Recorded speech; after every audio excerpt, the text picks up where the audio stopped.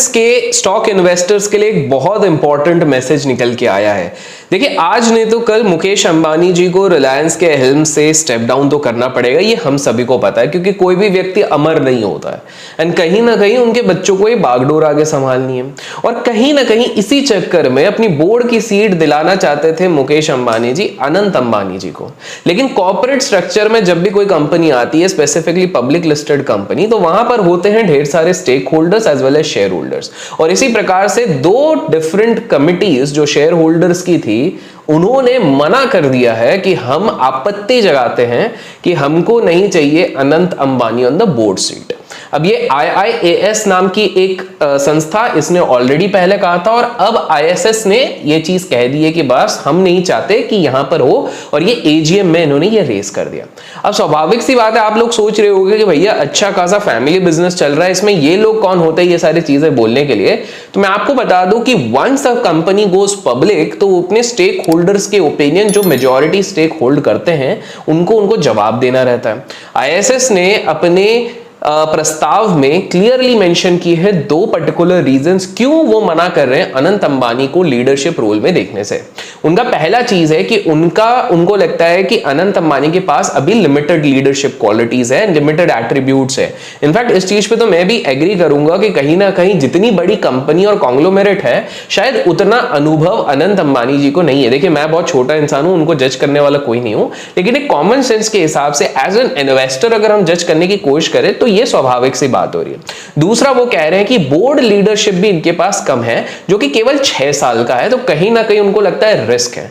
देखिए, जब भी बड़े निवेशकों का पैसा लगता है तो वो कहीं ना कहीं ये सारी चीजें तो नाप तोल के देखेंगे। उनका कहना है कि हमारी गाइडलाइंस के हिसाब से जब भी हम किसी कंपनी को मॉनिटर करते हैं तो वहां पर क्लियर कट कुछ रूल्स है। पहला रूल है कि एज एटलीस्ट 30 ईयर्स होनी चाहिए अगर आप बोर्ड में लीडरशिप रोल दे रहे हैं। अनंत अंबानी का 28 ईयर्स ओल्ड है।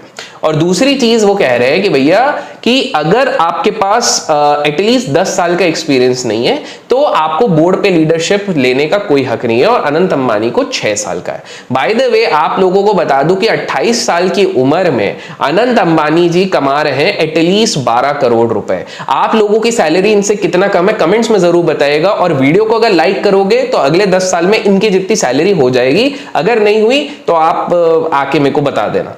तो एनीवेज, ये चक्कर में दो प्रॉक्सी एडवाइजरी फर्म्स ने क्लियरली कह दिया है कि भैया हम इसके अगेंस्ट है। इन गवर्नेंस तो वैसे इनके फेवर में है, जो इंटरनल टीम है वो तो इनके फेवर में है, लेकिन कहीं ना कहीं दो एडवाइजरी बोर्ड्स ने ये सवाल उठाया जिसके चक्कर में जो रिलायंस का एक फ्यूचर प्रोस्पेक्ट है, फ्यूचर है, वो कहीं ना कहीं क्वेश्चन मार्क है।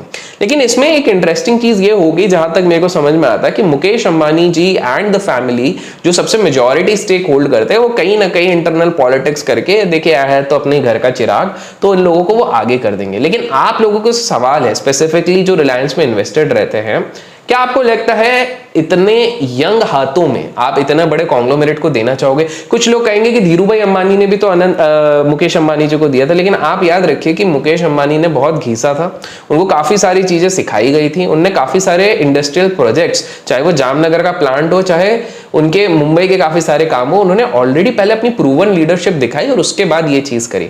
आप लोगों का क्या रहा है कमेंट्स में जरूर बताइएगा, और इस तरह के क्विक, इंटरेस्टिंग और फटाफट वाले अपडेट के लिए लाइक करना ना भूलें। Till then keep learning, keep growing, keep investing and keep trading.